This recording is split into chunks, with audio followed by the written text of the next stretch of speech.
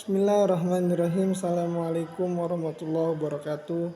Alhamdulillah, segala puji bagi Allah Subhanahu wa taala yang telah memberikan kita nikmat yang tak terhitung jumlahnya. Termasuk nikmat bisa duduk santai tanpa ditagih hutang hari ini. Salawat serta salam tak lupa marilah kita curahkan kepada junjungan kita Nabi besar Muhammad Sallallahu Alaihi Wasallam, yang mana ajarannya telah membuat hidup kita lebih mudah, termasuk dalam hal makan dulu baru bayar, bukan sebaliknya. Hadirin yang dirahmati Allah Subhanahu wa taala, izinkan saya berbicara di sini bukan karena saya yang paling pintar, bukan karena saya yang paling berilmu, ya, tapi karena saya nekat. Kata orang, berbicara di depan banyak orang itu grogi, tapi tenang. Karena saya udah biasa deg-degan setiap tanggal tua, jadi aman insyaallah. Insyaallah pada kesempatan kali ini saya akan menjelaskan tentang dari mana ilmu balaghah, yang dimana termasuk dalam ilmu-ilmu balaghah. Yang pertama, langsung aja kita masuk ke jinas. Jinas bisa diartikan itu sama, mirip, atau sejenis. Adapun dalam ilmu balaghah, jinas adalah al-jinasu ayatashabaha al-lifzani fil nutqi wa yakhtalifa fil ma'ni. Jinas adalah dua kata yang sama dalam pelafalan tapi beda dalam makna. Di Al-Quran kita sering mendapati gaya bahasa yang menggunakan ulangan kata yang sama atau dengan kata yang mirip. Jinas ada dua, ada jinas tam, jinas ghairu tam. Jinas tam itu jinas sempurna. Ya, jinas tam adalah dua kata yang sama pengucapannya dalam 4 hal, yaitu jenis hurufnya, harokat hurufnya, jumlah hurufnya, dan urutan huruf. Dari keempat tersebut ada yang perlu diketahui, bahwa huruf tambahan selain dalam sigot tasrif seperti alif lam ta'rif dan juga harokat terakhir tidak termasuk kategori 4 hal berikut. 4 hal tersebut, ya, contoh di dalam Al-Quran, wa yama taqumu sa'atu yuqsimul mujrimuna ma labisu ghairu sa'ati kadzalika kanu yufaqun. Artinya, dan pada hari terjadinya kiamat, orang-orang yang berdosa bersumpah bahwa mereka berdiam hanya saat saja, begitulah dahulu mereka dipalingkan dari kebenaran. Surat Ar-Rum ayat 55. Ya. Pada contoh pertama, pada contoh tersebut kata sa'ah disebut 2 kali dalam pengucapannya, sama tetapi maknanya berbeda. Di mana makna yang pertama, sa'ah yang pertama hari kiamat, sedangkan sa'ah yang kedua maknanya waktu atau masa tertentu. Ya. Yang selanjutnya ada jinas ghairu tam, jinas tidak sempurna. Jinas ghairu tam atau jinas tidak sempurna adalah 2 kata yang mirip pengucapannya tetapi tidak sama pada salah satu dari 4 hal, yaitu jenis huruf, harokat huruf, jumlah huruf, dan urutan huruf. Ya. Ada juga jinas musahahaf adalah 2 kata yang memiliki kesamaan dilihat dari segi tulisan, akan tetapi perbedaannya terletak pada titik hurufnya saja. Contoh surat Asy-Syura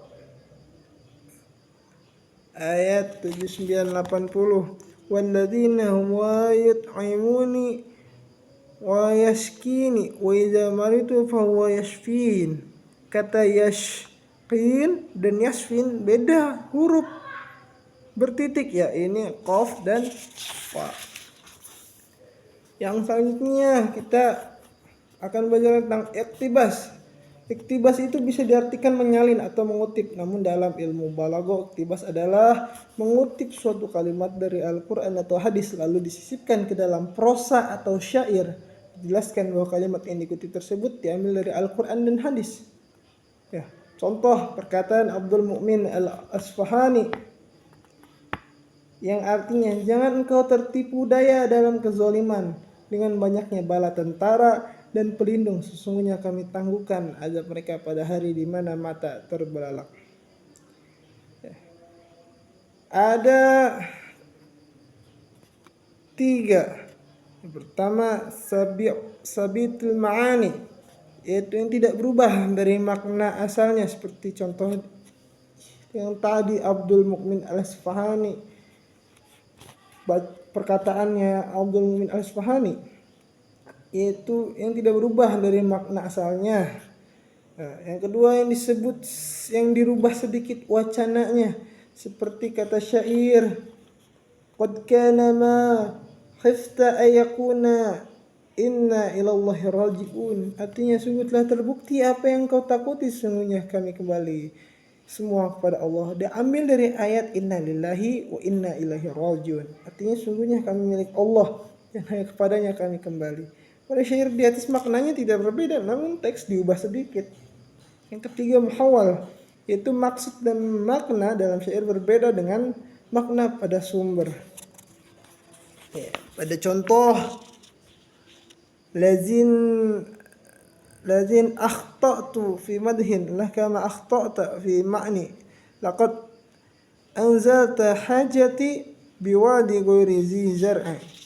Artinya, kalau aku salah dalam memujimu, maka aku tidak salah dalam menahan nafsuku. Sungguh engkau telah menempatkan kebutuhanku pada lembah yang tidak ada tumbuh-tumbuhannya. Syair tersebut diambil dari ayat Rabbana inni askantu min zurriyati biwadi ghairi zi zar'in. Makna lembah yang tidak ada tumbuh-tumbuhannya adalah kota Mekah. Adapun maksud syair di atas adalah laki-laki yang tidak kebaikannya dan tidak berguna sama sekali. Yang selanjutnya kita belajar tentang saja. Saja adalah kesamaan dua fasilah pada huruf akhirnya. Yang dimaksud fasilah kata terakhir pada bait-bait kalimat atau penggalan kalimat saja dapat membentuk bunyi dan nada huruf yang indah dan berirama. Di Al-Quran terdapat banyak saja, bahkan hampir semua ayat berupa saja, dan itu membuktikan kalau Al-Quran adalah karya sastra yang paling indah. Contohnya, Al-hurru idza wa'ada wafa wa idza ana kafa wa idza malaka afa. Artinya orang yang merdeka jika ia berjanji ia menepati, jika ia memberi pertolongan ia melepaskan orang yang dibantunya dari kesusahan, jika ia memiliki ia menjaganya. Yang selanjutnya kita belajar husnul ta'lil. Bisa diartikan alasan yang bagus.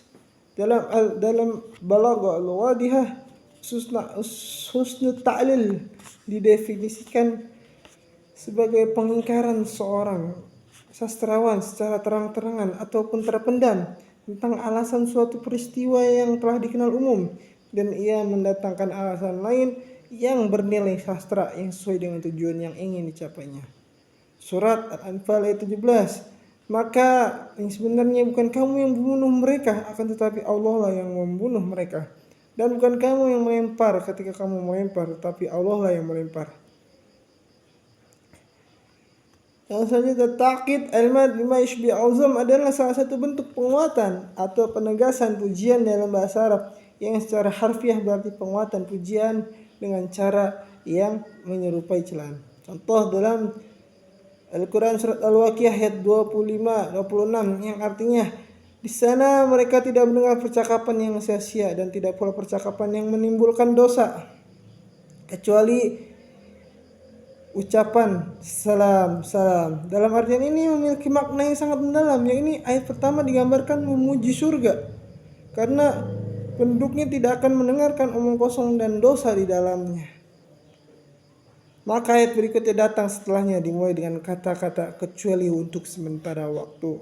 Maka aku mengharuskan bahwa di surga akan diucapkan sesuatu yang omong kosong dan dosa. Dan ini adalah pengecualian yang dinyatakan.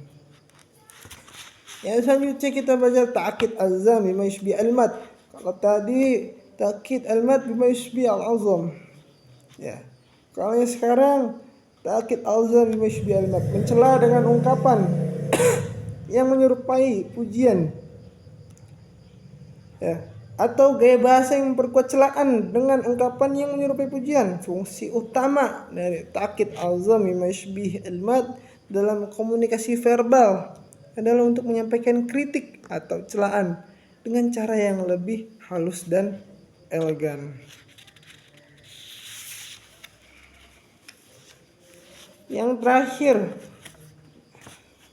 ada uslub hakim, adalah gaya bahasa yang disampaikan oleh seseorang dalam memberikan jawaban terhadap sebuah persoalan dengan jawaban yang keluar daripada persoalan tersebut sebagai isyarat bahwa hal itu lebih penting dari masalah yang ditanyakan. Contoh firman Allah surat Al-Baqarah ayat 189 yang artinya mereka bertanya kepadamu tentang bulan sabit. Katakanlah bulan sabit itu adalah tanda-tanda waktu bagi manusia dan haji. Bila kita perhatikan daripada arti di atas, arti tersebut kita dapatkan bahwa para sahabat Rasulullah SAW bertanya kepada beliau tentang keadaan bulan sabit yang semula kecil hingga besar dan akhirnya menjadi kecil kembali. Hal ini adalah salah satu masalah ilmu falak yang untuk memahaminya diperlukan pengkajian lebih detail dan serius. Oleh karena itu, Al-Quran memalingkan masalah itu dengan menjelaskan bulan itu merupakan tanda untuk bekerja dan beribadah. Hal ini merupakan isyarat bahwa mereka sebaiknya bertanya tentang faedah ini. Juga menunjukkan bahwa pembahasan ilmu harus sedikit diundurkan hingga suasana menjadi mantap dan kekuatan Islam tidak tergoyahkan. Alhamdulillah, ya, sedikit pembelajaran pada hari ini daripada isi ilmu balaghah. Mudah-mudahan bermanfaat untuk kita semua. Jika ada kata-kata yang salah itu datangnya dari saya. Jika ada perkataan yang benar itu datangnya dari Allah Subhanahu wa taala. Setiap ada pertemuan pasti ada perpisahan. Cukup sampai di sini. Mudah-mudahan bermanfaat untuk kita semua. Wassalamualaikum warahmatullahi wabarakatuh.